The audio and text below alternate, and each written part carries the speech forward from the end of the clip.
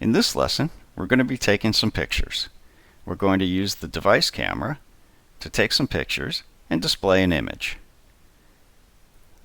The screen is pretty easy. It's just a button and an image view. And in this lesson, we're going to shell out, essentially, to the camera application that comes standard on an Android device. In the next lesson, we're going to embed the camera within our application so the user is never taken outside of our application. In our activity, we just have the single button, take a picture. And if you remember our discussion about intents, one of the good things about intents was that you could start other applications using them. And that's exactly what we're going to do in this case. We're going to create a new intent, and it's the Media Store Action Image Capture, which uses the camera. We're going to get ourselves a Java I/O file called public directory, and that's off of the external storage and the pictures directory. Now you'll note that there's no checking to make sure that whether that external storage is available or not, but that was demonstrated in the file I/O lesson, so you can take a look at that to make this a bit safer.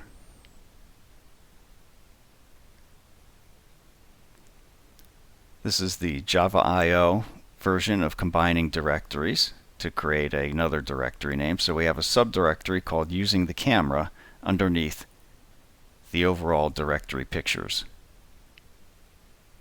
And we make that directory if it doesn't already exist. Then we create our picture file name, which combines the directory and just picture with a unique identifier. We use our camera intent and put in extra data for the Media Store output, and then we create a URI from this file. And finally, we start the camera activity. And if you remember intents, we have an override to wait for that activity's result.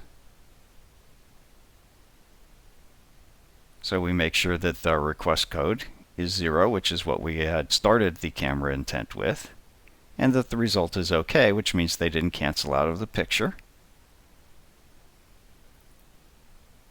We get our content URI,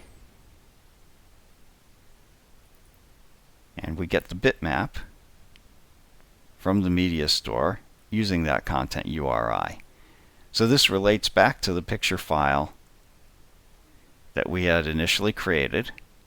We get ourselves a URI and then get a bitmap from that URI. And now it's going to be the picture that the camera took. Finally, we got our image view and we set the bitmap and dispose of it nicely. So let's take some pictures.